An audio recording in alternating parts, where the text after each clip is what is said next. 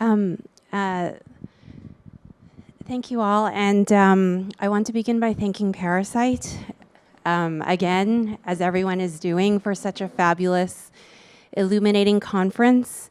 Thanks especially to Cosmin and Anchi for bringing together such brilliant speakers and for the invitation to moderate today. I guess I've been thinking a lot about how one imagines or reinvents a city, in particular in the city that we live in and we are staying in right now, but also the different cities that have been explored by these speakers today. The panelists today, I felt, spoke about recovering histories, transitions, forms of storytelling, epistemologies about distant and ancient pasts of the 19th and 20th century in different regions of the Asia Pacific.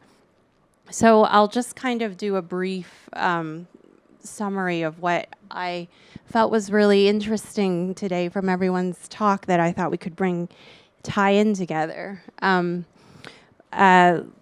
Lawrence, your talk uncovers the beautiful history of a model utopian city in Siam used as a pedagogical instrument that has nationalism household modeled on, very wonderfully, interestingly, the Victorian dollhouse, but an instrument derived from a repressive and constrained prim culture of the British 19th century becomes transformed and reimagined into homosocial, queer, and social spatial relations that are speculative and provoke passionate national sentiments and worldly models of political community. Then Lou, your discussion on monuments through the lens of critical moments of changes and the rise of modernity, particularly in telling, remembering, and forgetting World War II. But your paper also has a kind of magical moment, and I felt like there were so many magical moments today through the art of storytelling, sometimes playfully reimagined in China as historical consumption, and then in Hong Kong, the intentional forgetting of the colonial past.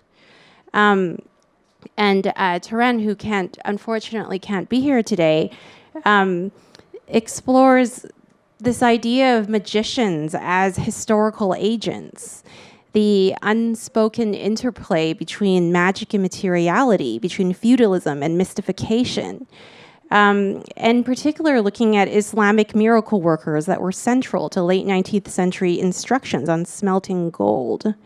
And what's beautiful about it is how all speakers today, in a way, are thinking about how one moves against a systematic way of thinking about history. And why are things such as magic and miracles assumed to be irrational from historical inquiry? Magic and narrative is also present in Tanji Hao in the investigative history into the Makara, part elephant, crocodile, goat, wild boar, and fish, acting as an ambivalent historical force, both birth, consumption, and creation in the devouring of life and history, using Makra as a means to trace unknown historical trajectories between Indonesia, Malaysia, and Singapore, and in this kind of magical realistic way, trespassing nation-state boundaries. And Emma, your beautiful talk on the urgency of the familial, how it must privilege forms of storytelling, historical lineage, reconnecting with ancestral forms of feminine power to teach new generations of communities, daughters. I have 2 daughters myself, so it was particularly empowering. And by privileging these stories and forms of pedagogical learning, we learn to rely less on colonial forms of academic structure, and thus the systematic inequalities and social exclusions that result. So I think my first gambit to everyone is this idea of what constitutes citizenship, community, and more specifically, civility. What creates civility in a community? So by civil, what I mean are everyday people and their concerns in their community. What holds a community together? What sort of incantations bring a city into being? So for Lawrence, I was thinking specifically for you about this idea of who garners a place in the king's favored city. For Lou, what commemorates? For Jihao, how does myth create invisible civil ties in a community? And for Emma, what bands and what holds your community together under a form of kind of distrust and exclusion? How does one kind of fight against that while doing something that's better in a way?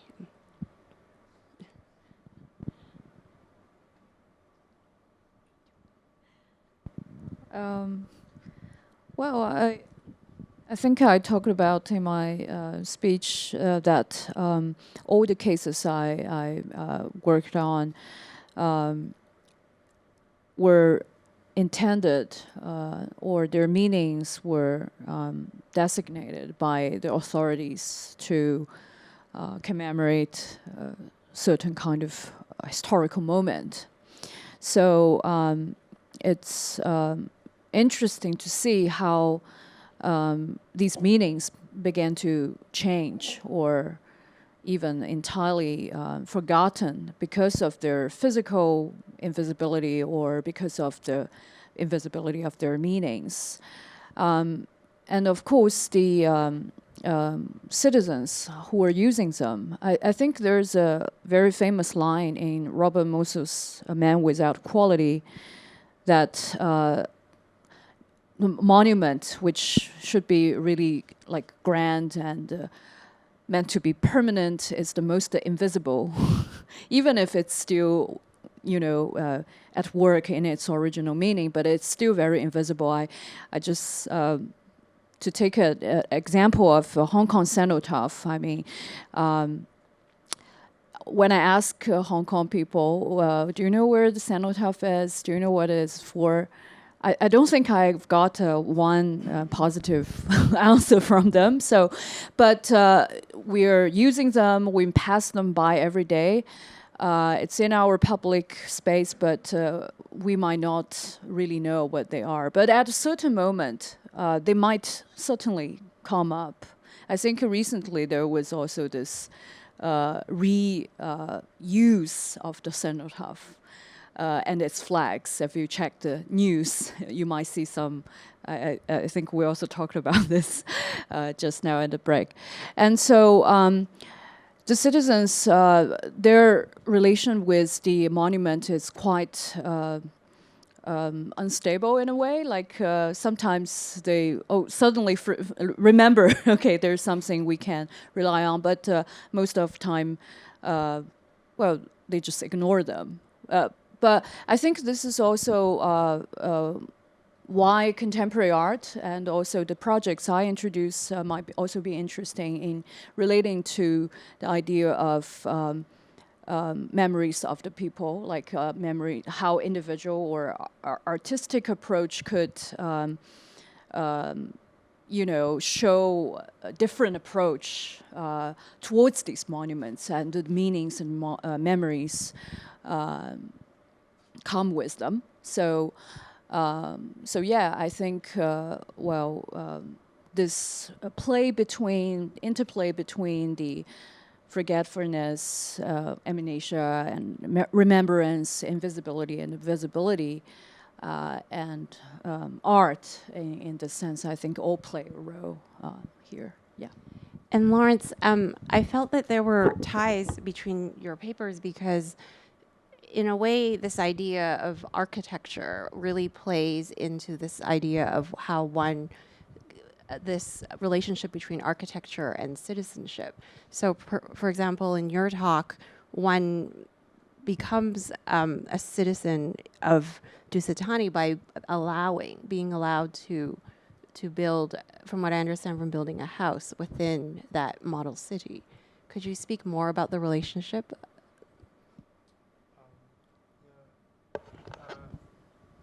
Um, I,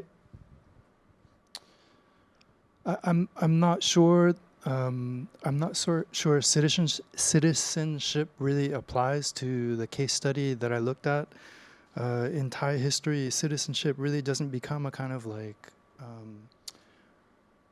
an important mode of political subjectivity until 1932. That this is really a transitional moment that I was talking about, moving from a period of where the monarchy thinks of the people it rules over as their at best as their subjects, but really as their property.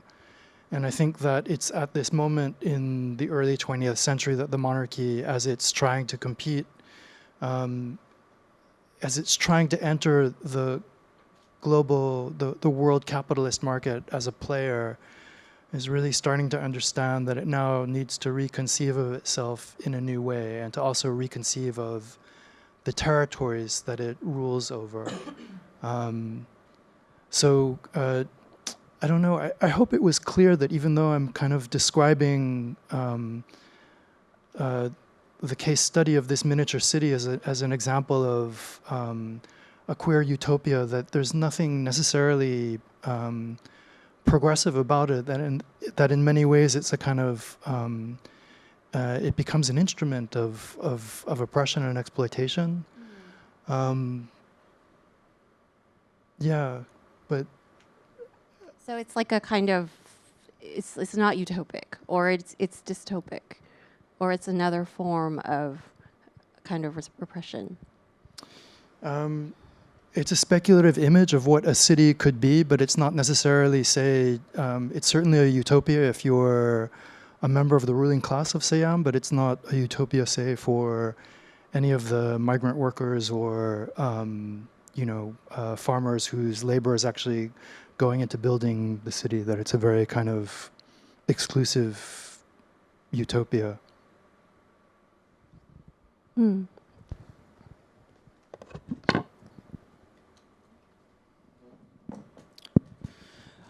I'm not sure if I can respond to that question directly, but the creatures that I'm looking at, they are creatures of power.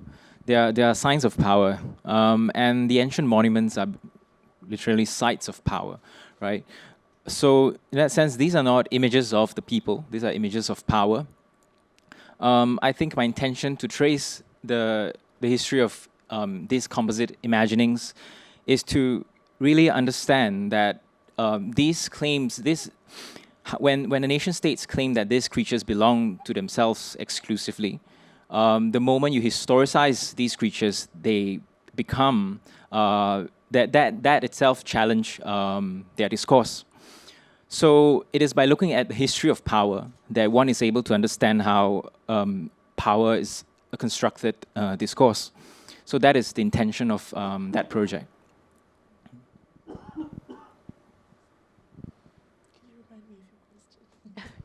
The question was really about civil structures or civility. Yes. I think that social media has become this way that a lot of people who needed to find each other have found each other. And that is definitely the case for the gallery and my art practice, my curatorial practice, is that I do no traditional advertising, but the people who need to be there know about it through knowing other people who also need to be there. So I think through our on and offline connections, that's an important part of it. I guess another thing that ties a lot of my community together is an experience of struggle, economically. Yeah, and there's something about being in South Auckland, in Otahuhu, that feels fine. There's no I think if you're coming from outside, South Auckland has got a strong reputation for being poor and brown and dangerous and hood, but for us it's safe space, and I think South Auckland defines who needs to be in that space. So it's relational to how you feel in a space, how you feel around different people. But then the other thing is humor. I mean, we hang out and laugh with the same, laugh at the same jokes. I mean, as basic and simple as that is, these are ways that connect people. I think that's probably a real basic level of how to answer that question. Can you talk about how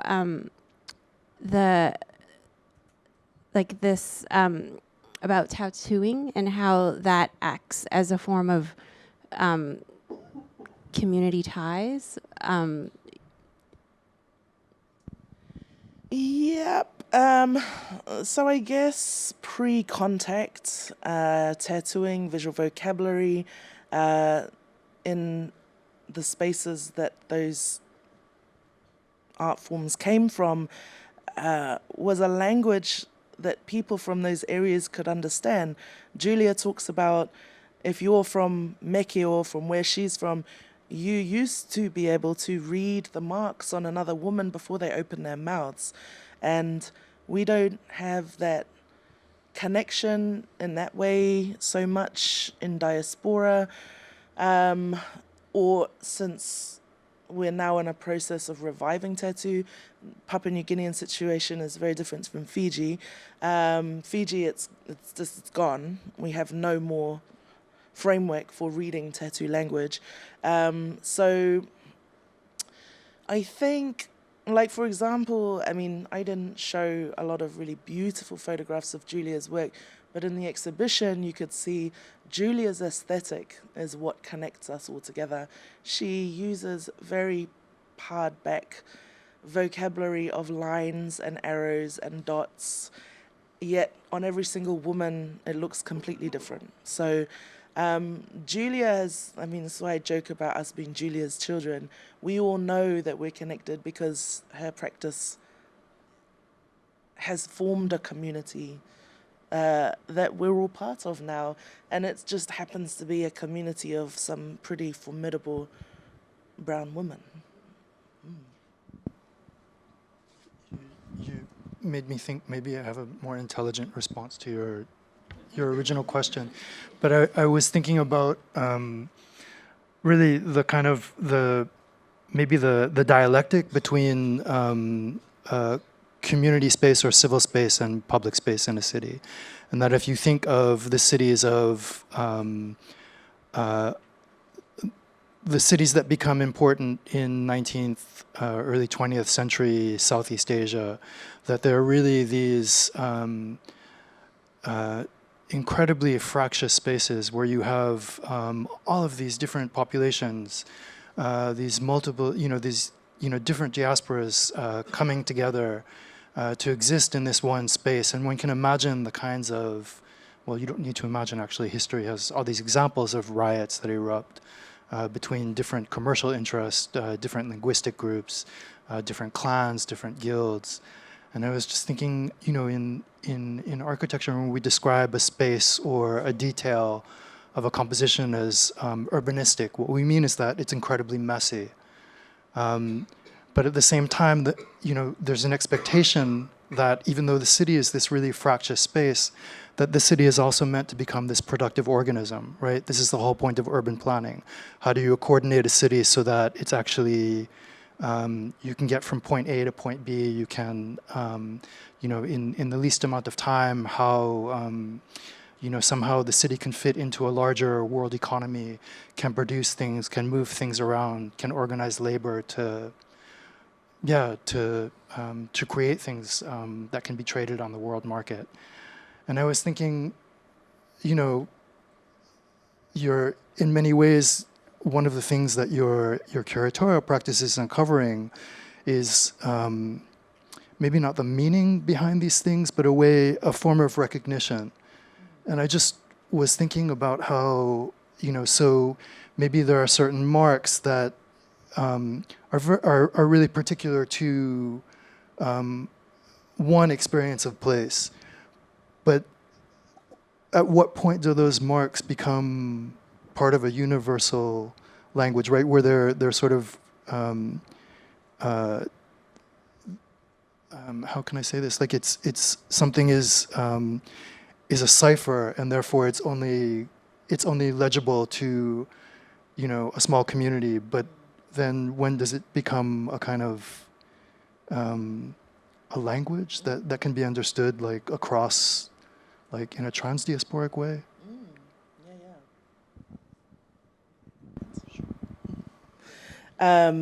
Yeah, I mean, I should probably say that Julia doesn't exclusively tattoo Pacific Island people. She tattoos people all over the world. We were in Morocco last year and met some phenomenal Amazi women talking about Berber tattooing and the visual vocabulary of Berber tattooing and Melanesian marks. Same. I mean, and they mark in a similar way. They mark down the center of the body. And revival is also something that connects us. So there's so much stigma in Morocco for women wearing tattoos. When they saw, we traveled with a group of 11 Pacific Islanders, the majority of us heavily tattooed.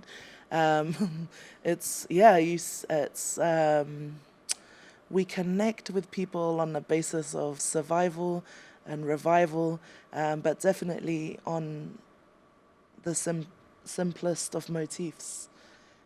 Yeah.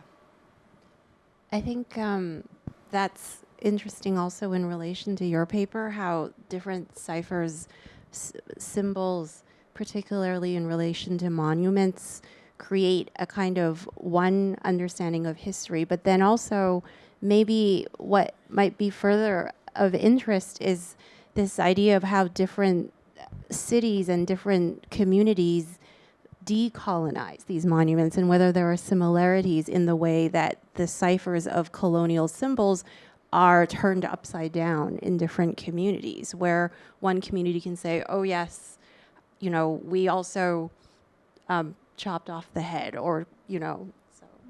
No, I actually, because I used to work on graffiti, and there's this analogy between tattoo and graffiti, because if tattoo is the mark you left on your body, and if the city space and its public architecture is also its body, then graffiti is just like tattoo on the body of city. So, and in the video I showed in the very end, actually, I don't know if you remember, there were actually these graffiti left on the foundation stone of the Queen Victoria statue. And I think that was from the 67 riots time. And so they tried to, literally, they try to be anti-colonial power and try to, speak out their own lines by, defacing the monument by graffiti. And there was also in the 70s, on the same monument, there was this line written also at the similar spot, saying, down with slavery education of the colonial education in Hong Kong at that time. So I'm thinking like this kind of leaving marks and leaving signature sometimes on this monolithic meaning, intended kind of monument is a way to decolonize and to, maybe in Emma's case, the tattoo is more like this reclaiming and continuity, but I think for monuments body, it's more like a subversion and another kind of a reclaiming. Yeah. It's like a reclaiming of history. Yeah. Or another voice that is covered by this monument if you just look at it. So let's add something onto it. And I was wondering in your paper of this idea of why the same animals of power, right, keep on kind of returning in this way, where you have the snake, the boar. Sorry, you're saying that the animals returning in what sense? As in, like, the different countries, right, all consider these animals as animals of power, and this is a kind of random thought, but whether it's in any way related to the zodiac animals. Not necessarily related to zodiac. These animals, historically they might be related to Capricorn, the zodiac sign I've mentioned, but in the contemporary period, these creatures have they are embedded in this local cultural kind of essentializing historical myth. So a lot of these communities, elites of the communities, right? Not the people. The people don't really bother about these symbols. It is the elites mostly who wanted to promote these images as a kind of a sign for an authentic cultural essentialist idea that can, because these creatures, they also have some kind of moral values in it. So for instance, in Kalimantan, there's a creature called Lembu Swana,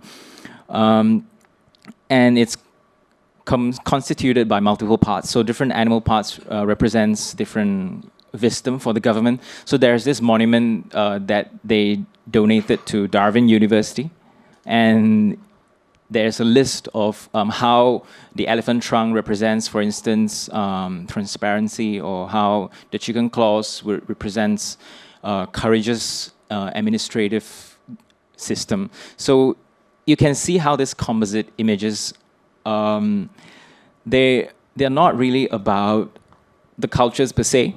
It's more about governing. So by looking at the history of these composite imaginary, I'm trying to look at the common narrative that treads around these multiple images.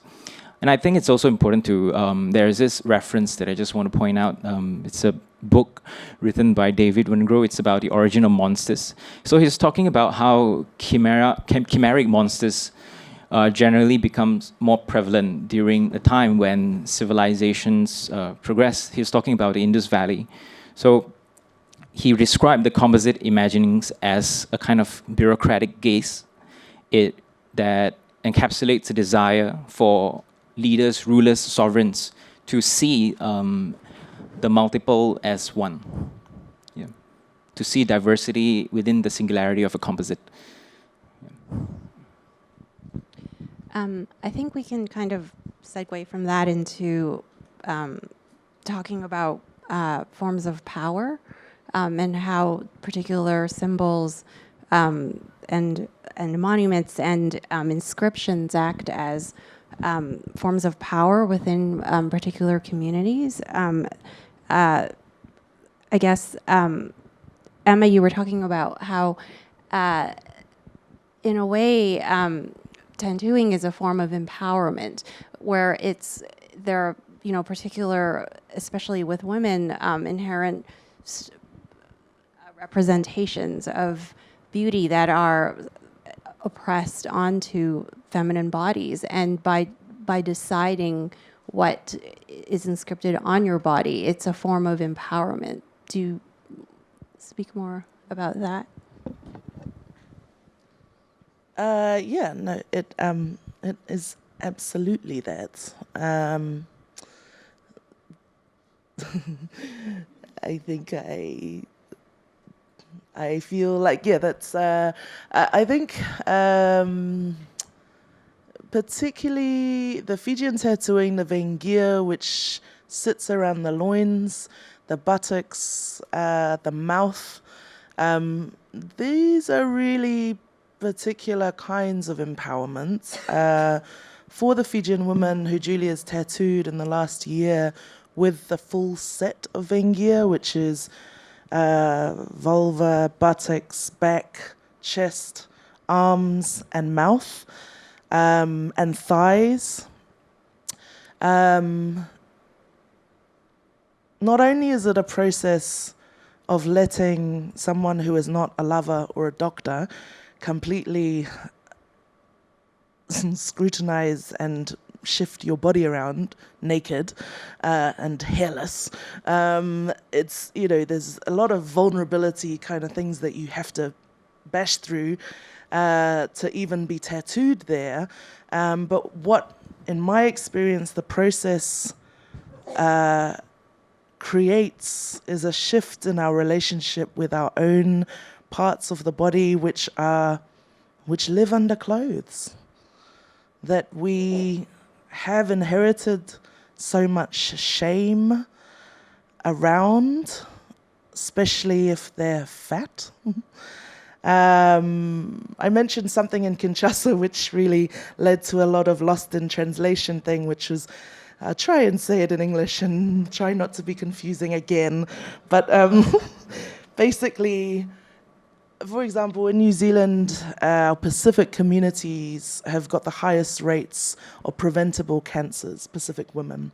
And those are cervical, breast, uterine. And one of the reasons for that is that Pacific women don't get checkups.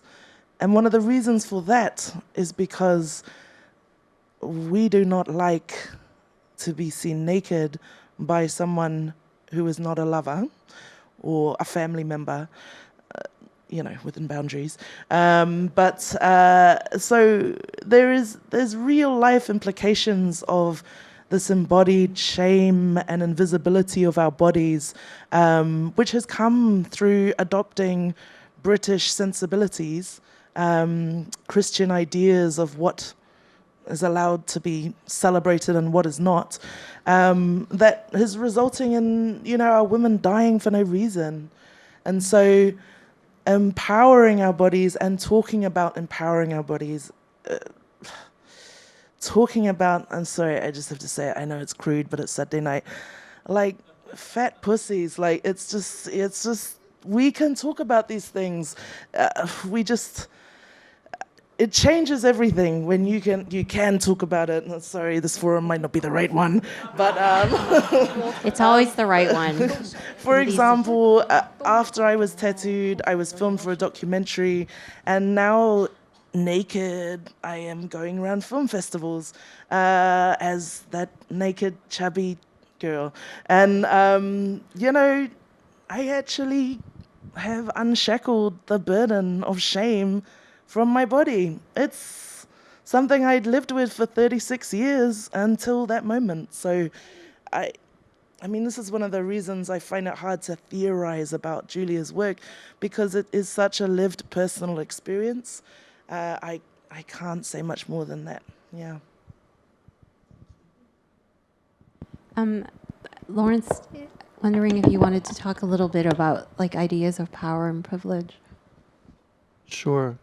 I was just thinking specifically the way that architecture, operates as an instrument of power is that you really cannot have a persuasive ideology without architecture. That architecture is, we often think of architecture as just the sort of like four walls, floor, and the ceiling. But in fact, even the building that we're sitting in is a representation of an idea. And I think that architecture, is one way to really, is an extremely persuasive mode of, convincing people that this is reality and this will always be that reality. And so maybe to tie it back to my presentation, this is one of the arguments that I'm trying to make is that, by creating this, this model city as a kind of garden landscape, it becomes a way of saying that, absolutist rule is natural, right? It's as natural as the way that the sun comes up every morning, or the way that flowers grow in the garden. And likewise, the world economic system that Siam is entering at the beginning of the 20th century. This is also natural, and then by extension, the ruling class's exploitation of his subjects is also something that becomes natural.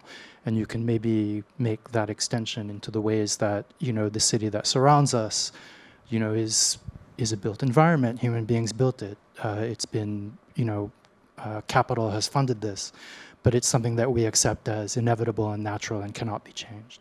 And the very placing of it in the garden is part of that naturalization, do you think? Yeah, and this is something that goes back to, the 18th century. Logier says, if you know how to design a park, you know how to design a city. He has this great phrase in French, like, it's great order in the details, but great fracas, like great disorder, in the whole. And I think that it's that kind of, those kind of contradictions, I think that, that really define the modern city. Lou, did you want to talk a little bit about this idea of power and privilege, particularly in the historicization of monuments? Well, I think I have talked much about these monuments as forms of power. Or don't have to talk about monuments. Talk about something related to your other research, like the films. No, that would be another topic. But no, actually, on the contrary, I was thinking about this case. I'm sure. I mean, the first time I learned that the monument was turned to a toilet, I was also quite shocked. So, I mean, the power that make the monument become a toilet is also, I mean, by pulling it down from the outer, that power itself is also, I mean, the toilet is also a representation of the power. I mean, not necessarily the monument itself, but what it become. So that's what I think would be, my my observation about that. But I actually want to ask Zihao a question, because in terms of form of, because you talked so much about the various forms of maraca, right? And then, but then you choose a very particular form to represent the skeleton of it, while we do not know. I mean, from all the other images, we do not know the skeleton. How does it look like? So, and also, because as an artist, you also have the power to decide what kind of form this animal takes. So my question might be on your work, and because for me that skeleton looks more like a rhino. I don't know. Yeah, and so. Yeah, so that's my question. And also, I also think about Qilin, actually, when I see your presentation, because it's also similar, but I just want to know your... Yeah, when I was creating the installation, I wanted to do something that looks realistic. So I created the installation purely based on the descriptions that I got, right? How Makara is being described as a combination of this multiplicity. So that is how I created. I did not create it based on the images of Makara. I created it based on the literal descriptions of how Makara is a combination of elephant trunk, crocodile jaws, horns, tusk, and fishtail. So I created this based on these descriptions. Okay, so I think maybe we should go into Q&A now. Many amazing speakers, varying... Oh, yes.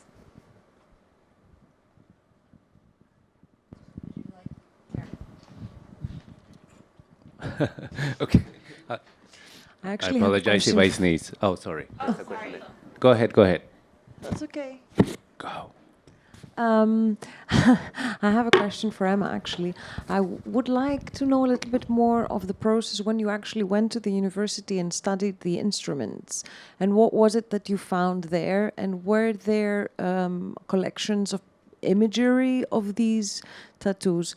first question. And my second question was, is there a lexicon that Julia is actually creating by adding elements herself to these tattoos, or is she trying to reincarnate in some way the traditions of the ancestors? I'm not going to ask you what they mean, but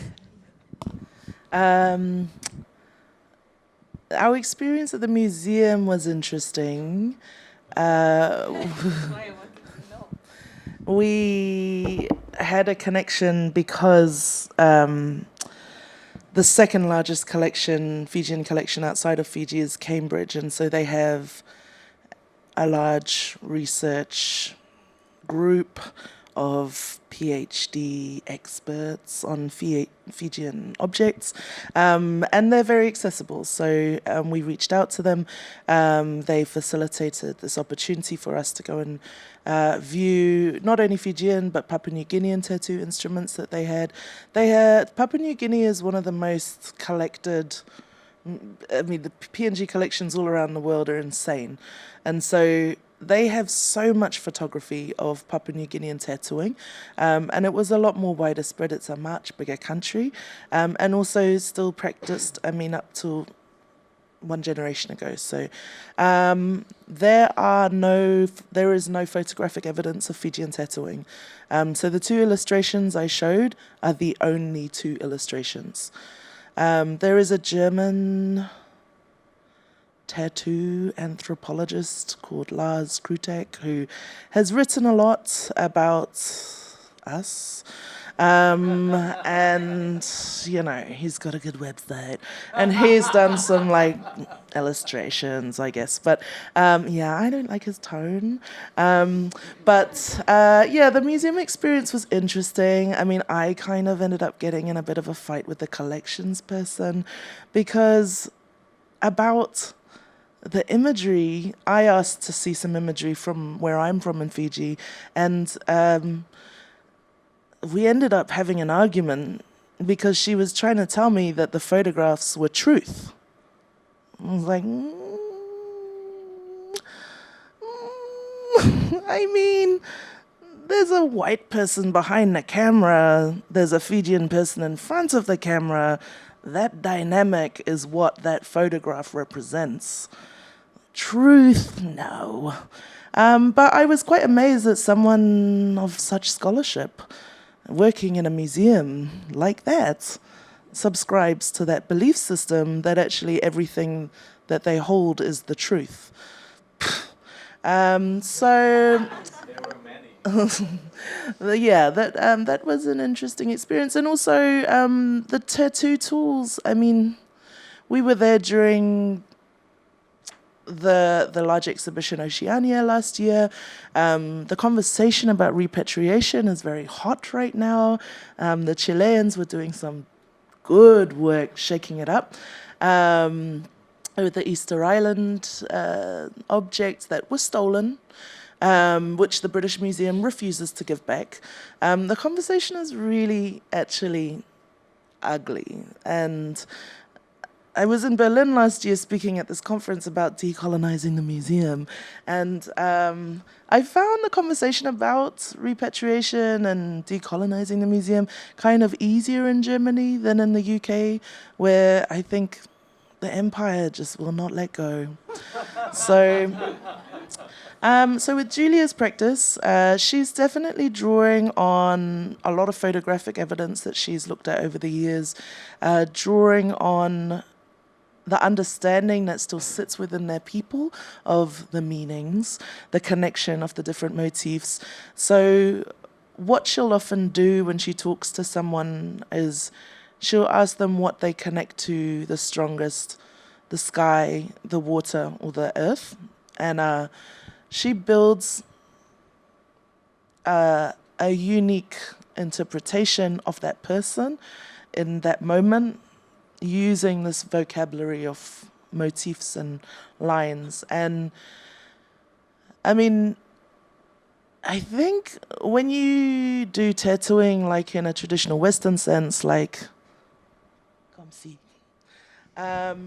you sort of don't want to have a tattoo like anyone else kind of thing.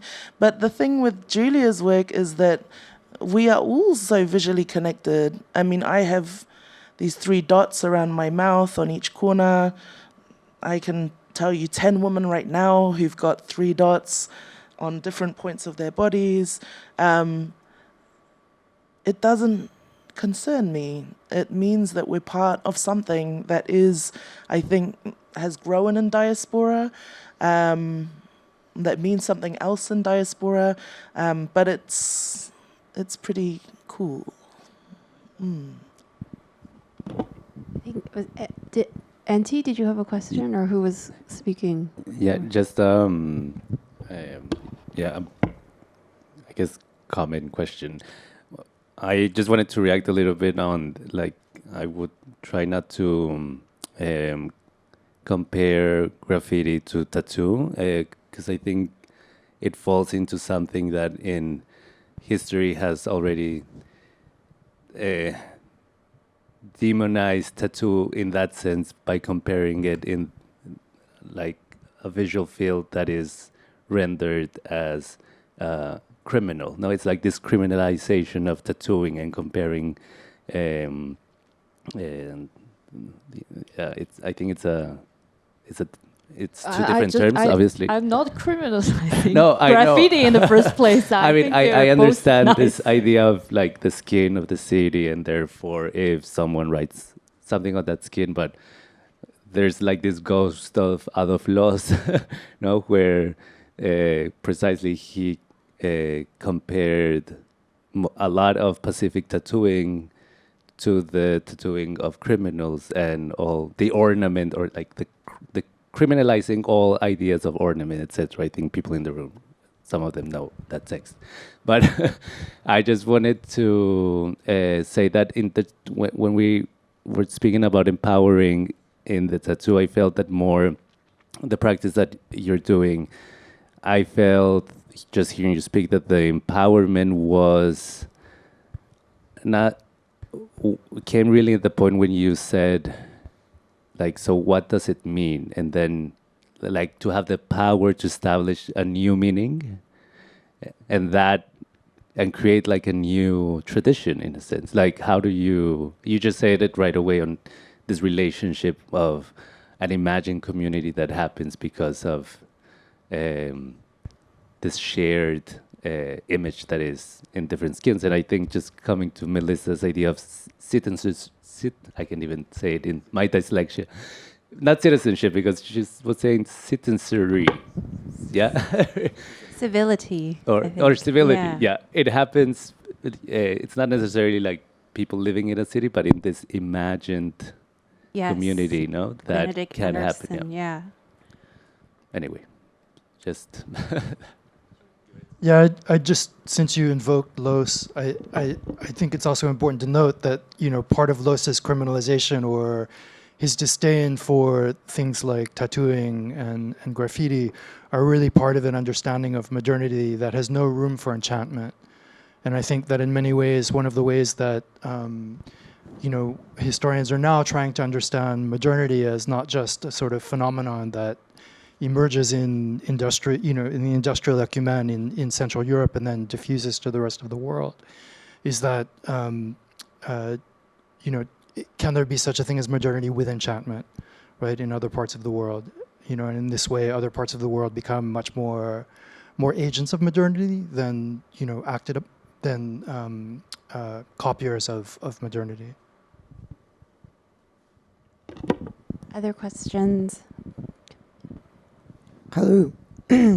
One thing that I kind of saw through everybody's talk is this idea of everybody's presentations was this idea of the simulacra, or like representations of things. And in Emma's talk, you talked a lot about low fidelity, and it's always struck me that high fidelity is actually often poorly faithful to the things that it represents. And in your case specifically, there was a big difference between the first kind of attempt at making these things public within a gallery setting and the second attempt, which was the supposedly low fidelity but really quite faithful to the women. So I was just wondering, like, how you see, or like what was it that what was this discomfort that made you go into the other direction, and how did you navigate it into something that felt a lot more faithful? Are you referring to the slide I showed at Fiji Museum? Sorry, with the pictures of the research versus and the gallery exhibition. And The beginning. I wasn't sure the relationship between that first, like, really polished exhibition. Then you said you left that project, then you went into this like community space, and that was when you started talking about low fidelity aesthetics, like the Instagram and the family photos, and like the idea of low fidelity as faithfulness. I think is something that was interesting. Yeah, that's a very good read. I think you're right. I also think that sometimes I don't use the right words. Yeah, but I'm going to think more about using that word. I completely agree that low fidelity, when you're talking about socially engaged stuff, is faithful. And there is this element of, I find it ironic that it's lo-fi, but it's so much more human. Right. Yes. I love when people walk into a gallery in South Auckland and feel that there is no boundary, that straight away they can have a response to something, that they can walk around the space confidently, have agency to talk about what they think. That experience is so different to going into a mainstream gallery. And so any way that I can facilitate that feeling, whether it's, I mean, I do push against a little bit this idea of kind of dumbing things down or of making things look cheaper, but because we have at the moment the most beautiful photography exhibition and people fucking love it. And so it's just simply everything that we can do to remove that barrier, to ensure that our communities know that they belong in that space, because that work is of them and speaks for them and to them, and it's for them to have a conversation with. And that is, that's my mojo. I really liked how you mentioned curating as a form of service, which sadly I've never heard ever in the context of art institutions, but it was very meaningful in the same. Thank you. Other questions? One at the back. I would like to. Who? Two at the back. Okay. Mm-hmm. Sorry, I'll go first. I would like to ask Emma, how do you understand post-decolonization, and how is it different from just the simple decolonization? And how do you apply it in your art practice?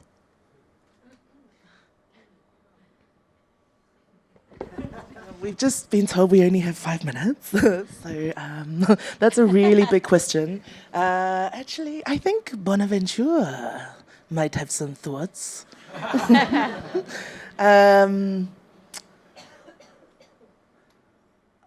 I think I need time to think about that.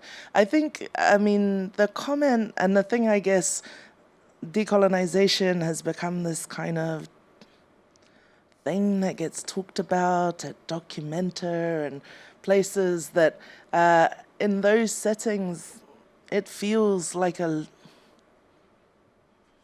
intellectual masturbation, and it doesn't feel connected to, for me, I mean, I have a very embodied experience of what I'm trying to do to decolonize my body so that I can help decolonize my daughter's world. So I feel like decolonization for me is in the decisions that I make when I open my eyes every morning. It's what I choose to put on my body. It's what I choose to share. It's what I choose to think about and read.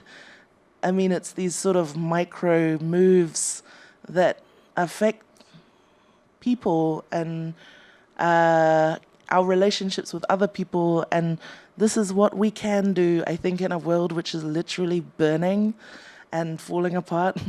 And I believe in the sort of micro changes, but I also, I don't like that it's the same word that gets thrown around like a ping pong ball in the art world, because it feels disconnected from what the work looks like and feels like for me.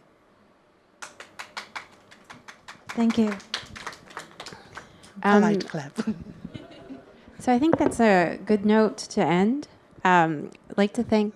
Was there one more question? Bonaventure has a question. I actually had a question. We'll talk about decolonization another time. I think there's much to talk about that. I actually wrote an article in Freeze last year in which I basically said I hardly see any institution that really does something that one might call decolonization because, again, of the adjective lightness with which it is being used. But that's for another time. So I think my first question, I think we don't have time, had to do with thinking of the monument and monumentalization, and thinking of monument as not that which is erected, but that which exists. So that was one thing I wanted to throw in the space. And the second was to think with Emma through, tattoos, and of course something I've been concerned with a lot in the past years, especially in thinking about what I've called corporaliteracy, the knowledge of the body, especially in terms of performativity. But I've also looked at, scarification in the West African context, especially. But I was also happy to hear you mention the Berber women and the kind of, and the question was about writing,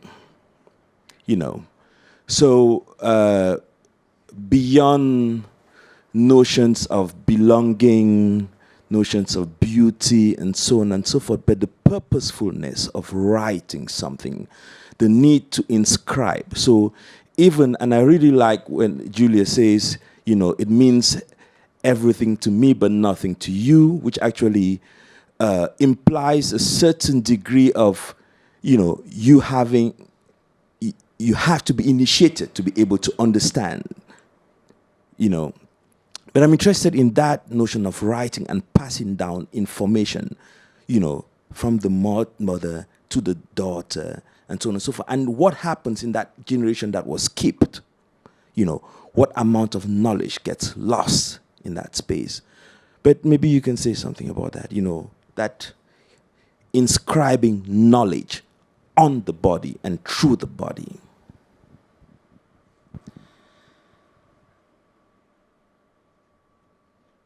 Yeah, it's I mean, the block that I had in Kinshasa in talking about this was in part because this is so embodied that it's hard for me to find words. This is probably the most I've ever talked about Julia, but we do things together. We manifest projects. We sit around tattooing together. We drink and laugh, but we don't often write anything down.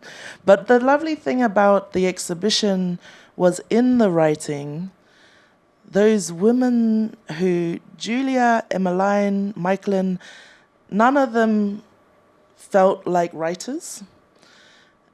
Yet in all of their writing, their voices, it's like when someone writes in their accent, their voices are in your head. And so I loved how writing became a part of the exhibition because people were reading the entire show. They would spend an hour I mean, it's like you can just look at Instagram and read Julia's captions, but they were reading her handwritten notes. And so writing became an interesting part of that show. There was this nice moment between Emmeline and her 9-year-old daughter where her daughter wrote all these responses to her mother. And I think the voice of the receiver or the next generation, or what that cultural transmission looks like, not just from the bearer of knowledge, but from the receiver, is a really important transaction to record as well. And love that our youngest exhibitor was 9 years old. So, yeah, I think writing is definite. I think talking in contexts like this helps formulate a bit more thinking to sort of push the idea forward. So I'm grateful to Parasite for sort of talking this out a bit more. But yeah, I think there's a protectionism around about the writing of it. But the Vengia Project, who was the original research group, they are writing a book. I mean, they've stayed pretty traditional to looking at Fijian cultural contexts, pre-contact for tattooing. I mean, it's really hard work to sort of find the Fijians and piece together tiny bits of information that still exist in Fijian minds. But that's one way that I guess the practice is growing a sort of literary base around it. But yes. More like less the externalized writing of it, but more the internalized, the writing with the body, on the body. In terms of the meaning? Well, it doesn't exclude the meaning, because, meaning, not everybody gets the possibility of understanding what it is, but those that are initiated into it to have that meaning. So at some point it becomes also the inscribing of something that might have happened, something that holds you together. Like, if I see a Hausa, most often I do recognize, because of the forms of scars that are there, then it might mean something else that I do not understand, So I'm interested in that kind of writing through that scar, and the way it is passed then from one generation to the other. But I think you answered the question already, so it's fine. Thank you. That's great. I think that's a good note to end. I want to thank very much all the speakers for today, and thank you so much for the audience. And again, Cosmin and Anchi. I think we're moving right into the plenary, so please stay tuned